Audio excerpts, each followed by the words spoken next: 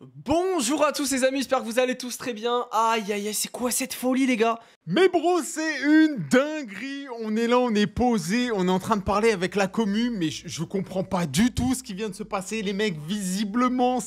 Les personnages de samedi ont leak, les personnages, les amis de l'anniversaire, ont leak. Ça a encore leak.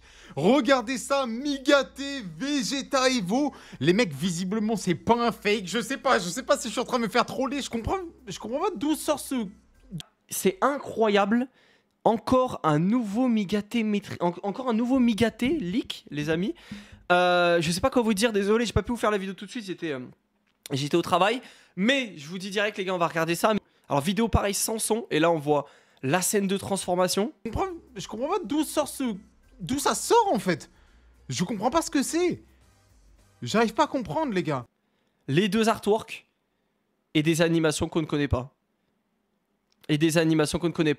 Dragon Ball Legends, 7ème anniversaire.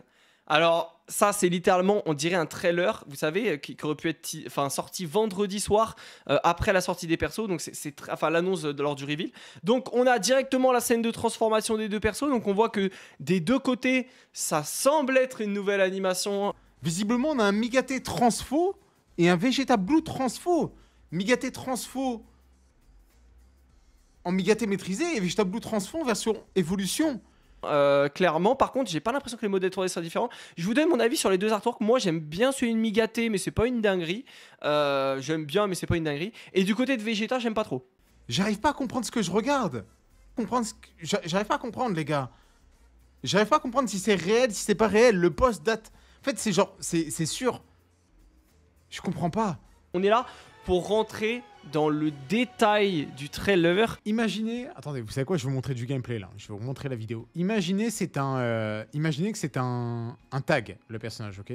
Parce qu'il y a des choses très très importantes, les amis, et je pense que on n'est potentiellement même pas près de ce qui va vraiment arriver samedi. Imaginez que le personnage c'est un tag. Et en gros, c'est un tag qui se joue un petit peu comme les tags sur Dokkan Battle. C'est un seul perso. Au niveau des bras du Migaté, c'est incroyable. Donc le Vegeta, comme je dis, je suis pas trop fan. Mais on va quand même un peu plus se pencher sur le Migaté. Parce qu'en fait, laissez-moi vous expliquer quelque chose. Vous trouvez pas que c'est exactement le même style d'artwork que le Migaté... Ultra, vous reconnaissez l'artwork de Migaté non maîtrisé Ultra qu'on a déjà dans le jeu. Je trouve que c'est littéralement le même artwork, mais juste en fait, il a une position différente, mais c'est le même trait de dessin, c'est la même qualité de dessin et c'est le même style. En gros, le perso sur lequel tu invoques, c'est Goku, Vegeta Evo. Voilà, en LF, ok? Donc tu invoques sur ce personnage. Lorsque tu tag switch avec le perso, tu fais monter une synchro jauge, comme pour Vegeto Fusion in-game et Gogeta Fusion in-game, d'accord? Tu tag switch, tu fais monter une synchro jauge. Quand la synchro jauge est pleine, tu as la possibilité de transformer le personnage. Donc je trouve que ça fait vraiment ultra. Je trouve que, vous voyez son épaule là, il a sa main en avant. Son épaule là sur le côté, on dirait un petit trait un peu d'ultra, je trouve, encre quoi.